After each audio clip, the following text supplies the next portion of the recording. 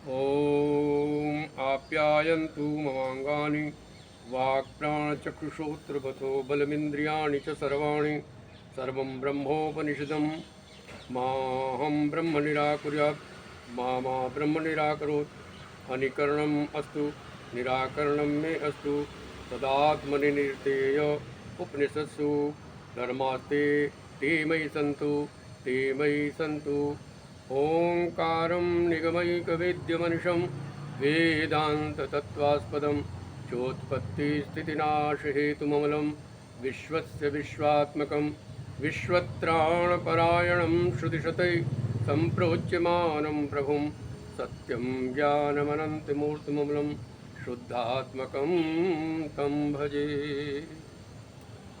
आजकल जाति प्रथा पर और जातियों के बारे में बहुत चर्चाएं हो रही हैं, लेकिन शास्त्र कहता है न चर्मणो न रक्तस्य न मांसस्य न चास्ति न जातिरस्ति आत्मानं केवल व्यवहार कल्पितः। ये उपनिषद का वाक्य है कि चमड़े की कोई जाति नहीं होती। आप चमड़ी उतार कर दो व्यक्तियों की कहीं मिल जाए तो आप उनका डीएनए कर सकते, लेकिन उन दोनों की जाति नहीं बता सकते। न रक्त से, रक्त के ग्रुप आप बता सकते हैं, मगर ये रक्त ब्राह्मण का है, क्षत्रिय का है, वैश्य का है या सेवक का है, आप नहीं बता सकते। हड्डियाँ रखी हों, हड्डियों का आप डीएनए कर सकते हैं, लेकिन ये ब्राह्मण की हड्डी है या किसी अन्य की हड्डी है, आप निर्णय नहीं कर सकते। और मांस का भी ऐसा ही है, मांस की भी कोई जाति नहीं रखी जा सकती, और आत्मा की तो जाति होती ही नहीं। जाति केवल व्यवहार के लिए बनाई गई। जैसे घर में 3 बच्चे हैं तो तीनों के हम नाम क्यों रखते हैं? व्यवहार के लिए रखते हैं, नाम लेकर के ही उनको बुलाया जा सकता है, इसलिए अलग अलग नाम रखे जाते हैं। नहीं तो नाम ना रखो तो कैसे व्यवहार चलेगा? इसलिए जातियाँ ये लोगों ने बना ली है। केवल वर्ण व्यवस्था हमारे शास्त्रों में है, उनको कभी बदला ना जा सकता, ना बदलेंगे, क्योंकि बिना वर्ण व्यवस्था, ये डिवीज़न ऑफ लेबर, इस श्रम विभाजन के कारण ये वर्ण व्यवस्था हमारे भगवान ने गीता में कही है। चातुर्वर्ण मया सृष्ट गुण कर्म विभाग से, ये गुण कर्म को देख करके मैंने 4 वर्ण निश्चित किए, ब्राह्मण, क्षत्रिय, वैश्य और सेवक। जो चौथा है उसको लोग कुछ अलग समझने लगे, इसलिए उसको हम नाम देते सेवक, क्योंकि घर में भी होगा तो ये व्यवस्था बना करके आपका घर चलेगा। एक व्यक्ति जो अपनी बुद्धि से घर चलाएगा, एक व्यक्ति जो अपने बल से घर की रक्षा करेगा, एक व्यक्ति कमा के लाएगा और एक व्यक्ति घर की सेवा करेगा, तभी घर ठीक रहेगा, चाहे वो स्त्री करे या पुरुष भी करे। ऐसे ही ऑफिस के अंदर भी एक व्यक्ति अपनी बुद्धि से काम कर रहा है, एक उसकी देखभाल रक्षा कर रहा है, एक भैया पैसे का इंतजाम कर रहा है, और एक भैया वहाँ की कुर्सी मेज इनको ठीक कर रहा है, इनको ठीक से रख रहा है, ठिकाने से रख रहा है। राज्यसभा में भी देखो, कहीं भी आप इसको देख ले, कि चारों चीज़ें नहीं होंगी तो वहाँ की व्यवस्था बिगड़ जाए।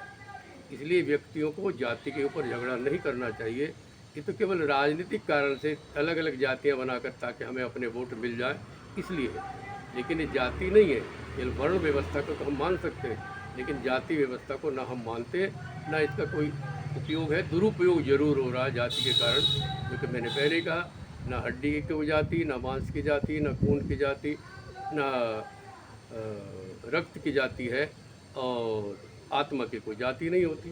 तो वास्तव में तो हम आत्म स्वरूप हैं, तो वहाँ जाति की कोई व्यवस्था नहीं है, केवल मानवीयता बनी रहे। दूसरी बात मैं कहूँगा, हर शास्त्र में मानवीयता के ऊपर जोर दिया। मनुष्यत्व क्या है उसको हमें जानना है।